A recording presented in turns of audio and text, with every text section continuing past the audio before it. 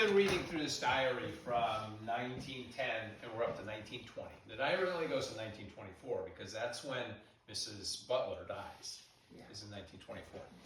And Frank Butler was her husband. She was Ida Arabelle Curtis Butler, not a relationship to the Curtises here. She came from Geneseo, New York. So as we've been reading through this, and this will tie back to the map when we get to that. Frank Butler he was the first president of the Farmers Club, and he was on the school board, and he was like the Ed Johnson or the Dirk Rohn of the day. I mean, he was involved in absolutely everything that went on in Brownsmead, but there's really very little knowledge of that. There's no roads named after the Butler family. There's really not much that carried on. Their graves are at the cemetery on Napadock Road, but there's really not much. Now, when we look at the map a little bit later, Barnsey Road used to be called Butler Road. That for some reason it was changed. But I'm looking at some of these things.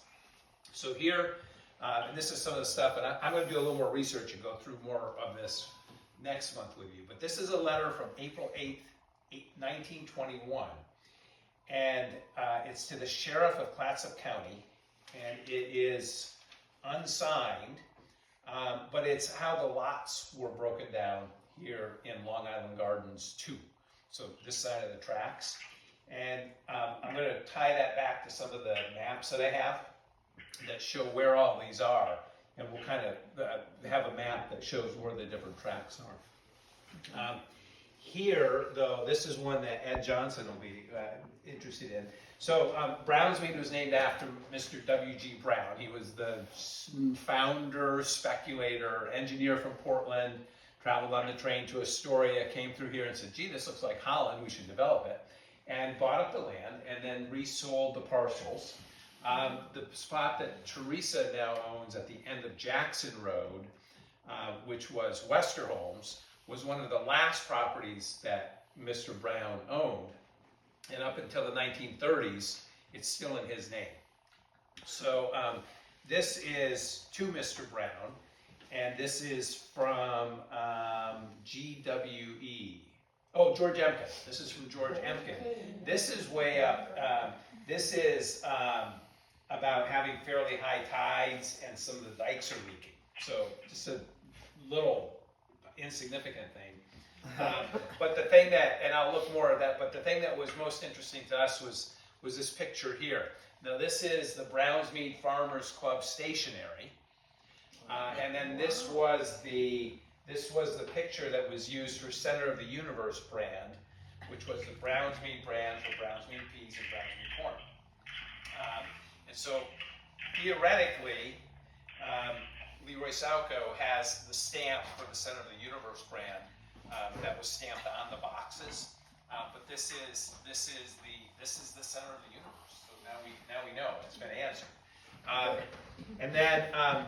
This one here, this is going to take a long time to go through. This is from 1931, and this is the budget committee meeting for the Drainage District number 1. And on it is John Schultz. So the Schultz farm was on the corner here, the place that we own now. And then we have Peterson, Leonard Allen, which was kind of over that way. We have George Emkin again. Now, was he your bus driver? He was our bus driver. So he was a bus driver in 1944 when you started going to the Union School, to the 4-room schoolhouse.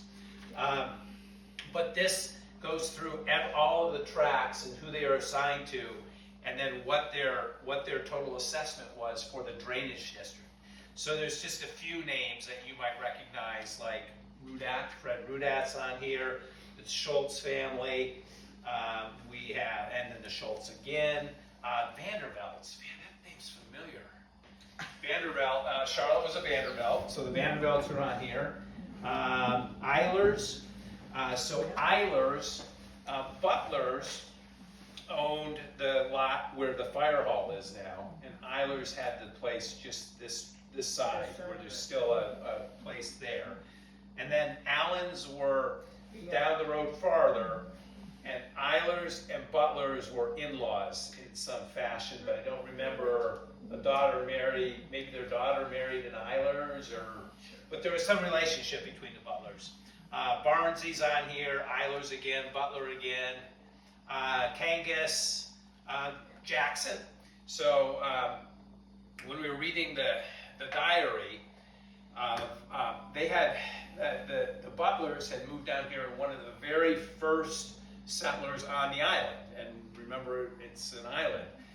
We have a bridge, and so they would get here by boat.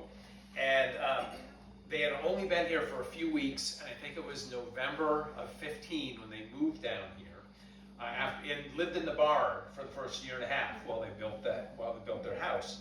And they said the comment was something, and I'll have to look up the date for sure, but sometime in November, December of 15, Mr. Jackson stopped by today, and he was thinking about maybe buying property down here well, they didn't refer to it as Brownsmead at the time, down here on the island.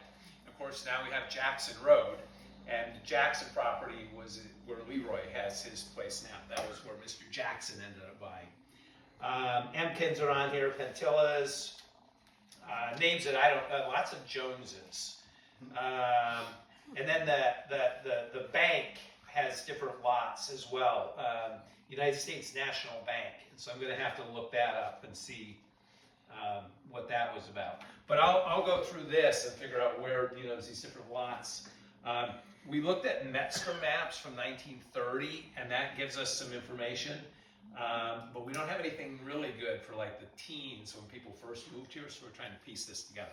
But this map here is kind of interesting. And this one,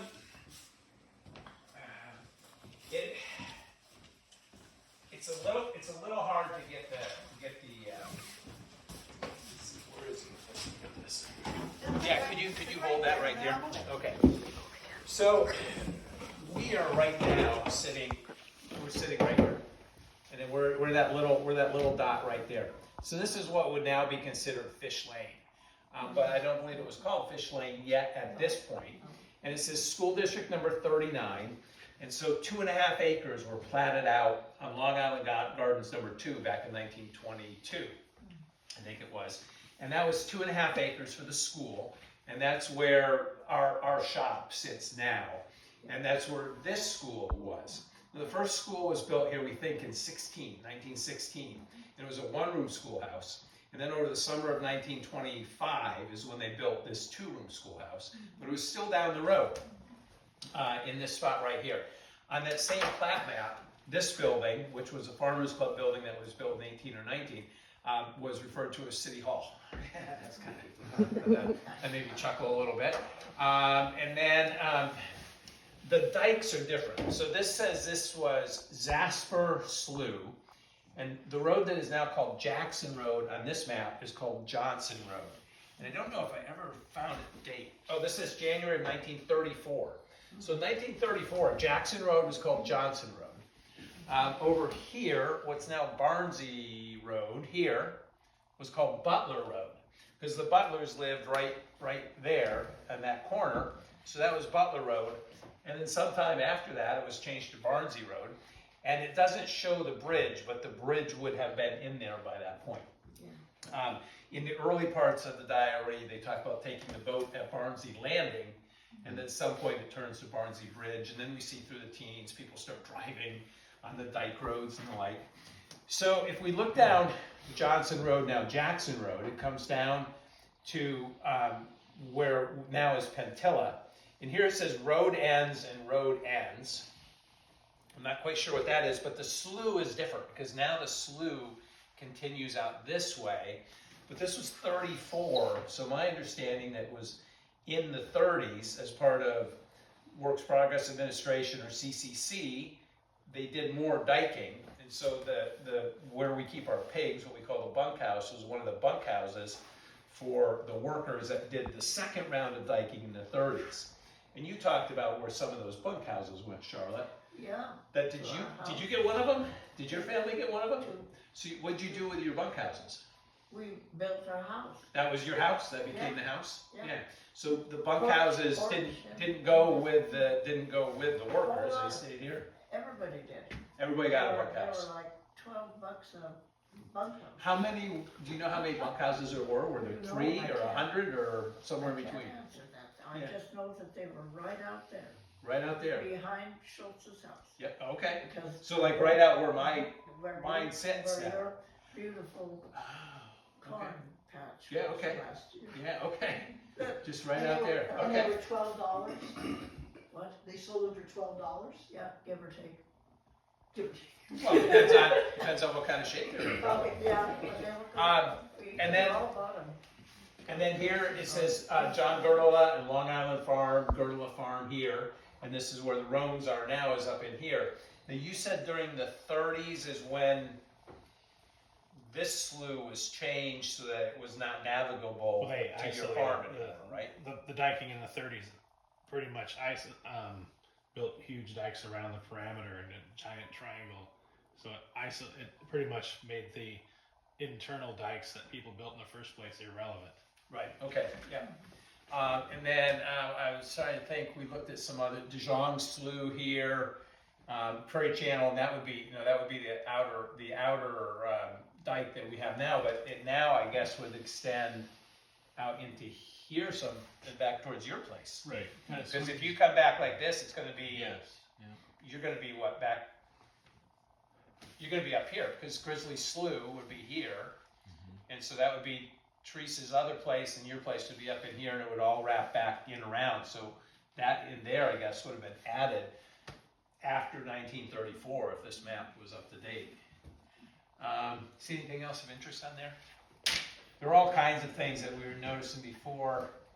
It was interesting though when they first moved out here to the island, they had to go to Blind Slough Station to get their mail. So they'd either walk. They often talk about taking a boat, but I think sometimes they maybe just scooted across the tracks too. I'm not entirely sure. But it was years before the mail came to the station here, and before passenger stops were here. So they would go to Blind Slough, and then they could get into Astoria, or they could get into Portland from there. Any questions? You want to come take a look at this? Come on up. Dijon's is that farmland island at the end of it. Right in the corner? Yeah. Okay. That was That was Dijon's, okay. So it would be, oh, right there. The name's on it. Good job. Right there, yep. And then it says road ends. So I guess where the road ends would have been the Rudat farm. Into the Rudat, yeah. Yep. But yeah, at this point, there's no fish lane doesn't curve, there's no bug hole, there's no anything out in there. Don't know when the Rudats acquired their property. They were listed in the minutes from the drainage district meeting in 30. What did I say? I said that was 31 or 32 or something like that. So somewhere along in there. Dennis Benson said something the other day when we were in the culvert. His grandfather or great grandfather Yeah, was the one of the Colonel. original settlers. Yeah. Grandfather. Grandfather? There's a whole lot of histories that you can read them. It talks about settlement taking place there in even the early 1890s. But In here. yeah, And come to and us. then they bought it. Yeah, the Historical Society newsletter has a wonderful description of the Girdle Farm and how diverse it was. Several people have taken bites at the apple of trying to create a history that's And then here is Peterson Road, and here it says Anderson Brothers, or around this way. that would have been Elton Anderson and his Borgland's Corner. Oh, the Sylvandale School here. and that's still there. So Albert, Oregon was the first postal office, and that's there. on the dike. On the way to Aldrich Point, that Brownsmead Dike. Well, we can continue this, but yes, Well, yeah. when